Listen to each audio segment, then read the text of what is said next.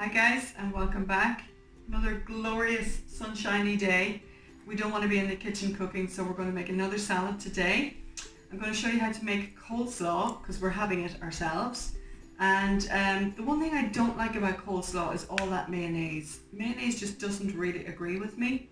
So my sister-in-law Nuala showed me how to make a dressing for the coleslaw with very little mayonnaise. So right here I have a big head of white cabbage. Now, if you don't know the difference between green and white cabbage, this honestly weighs a ton. So that's number one indicator that this is a white cabbage. There's not a lot of dark green leaves as well. That's another indicator. Now, if I was to do this the way I really want to do this, I would use half a head of this white cabbage and half a head of red cabbage. I just couldn't get it in the supermarket. So I'm going to show you how to prepare this. First of all, take away these kind of outer leaves. You'll see that they're a little bit, damaged. So we'll just take out those, and anyway, they're kind of wilting a wee bit. So we'll take those off.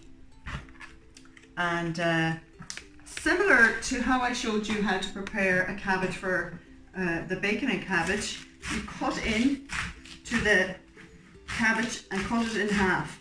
And yes, this is hard to do. It's just hard. Now, this is the part you're going to cut out in here. This is called the heart, okay? Because that is very woody. So I'm just going to cut in here like a triangle. Can you see that, Maria? Do you need to come closer? Just cut in like that and literally pop out that hard part. This other outer leaf is going to come off. So I'm just going to pull them off because it's quite a big cabbage and I don't need all that. Now, if you don't have a food processor, you literally line it up with all the kind of strips like this and cut in really fine, just like that. Does that make sense? Really, really fine. I have a food processor, so I usually chop mine in there just to make my life easier, but I wanted to show you by hand how to do it like that. The other thing I wanted to show you how to do is grate your carrot. I've already used my food processor to do this morning, but if you don't have one, I've topped and tailed my carrot and I've peeled the outer part off, and then you just grate it like that. And that's the way you grate your carrot for your coleslaw. I, again, am going to use my food processor to do that. The other thing I wanted to show you that I'm going to add is some chopped parsley and some toasted nuts. I have some, not nuts, seeds. I have some pumpkin seeds, sunflower seeds and sesame seeds. And you just put them on a dry pan with a high heat until you start to hear the pumpkin seeds pop. And literally they pop. So they're not browned or anything, they're just toasted. Okay, so I'm going to add them as well. So I'll just pop them in here now. And this is going to give it a nice crunch, and my chopped parsley in there, making it nice and healthy. So I'm going to just pause for a second and I'm going to use my processor to make the rest of my white cabbage. I'll be right back. Everything's all mixed in together. So I used one head of cabbage and I have about 6 pretty large carrots in here because I love the sweetness of the carrots. Now I'm going to add into this low fat or fat-free natural yogurt, and I'm going to add 6 tablespoons. 1, 2, 3, 4, 5. Now this can change. By the way, this is a tablespoon. It's bigger than a dessert spoon, so just bear that in mind. The amount of dressing you put in here will depend on the size of your cabbage or the size of the bowl. Like, this is a huge bowl I'm making. If this is too much for your family, just cut it in half and cut the dressing in half, if you know what I mean. I'm also going to add a tablespoon of, this is whole grain mustard. I prefer to use Dijon mustard, but actually we're out, so it doesn't matter. The other thing I'm going to add is a tablespoon of honey.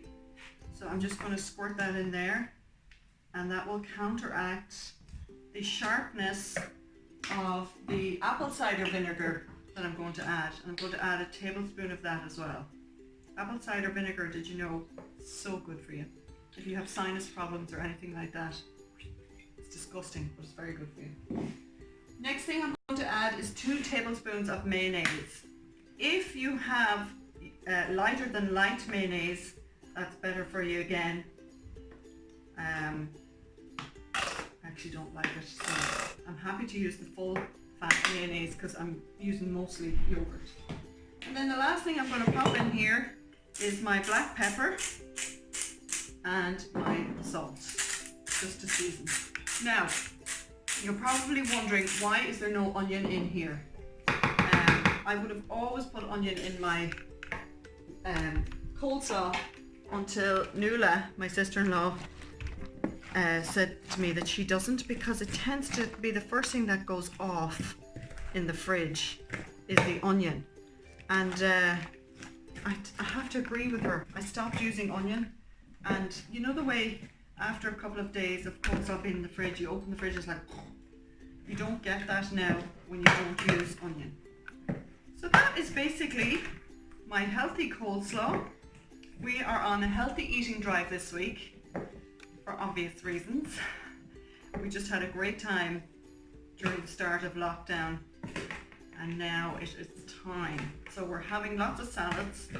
Already been for my 40-minute walk today with Anna, and feel much better. So that's what it looks like, guys.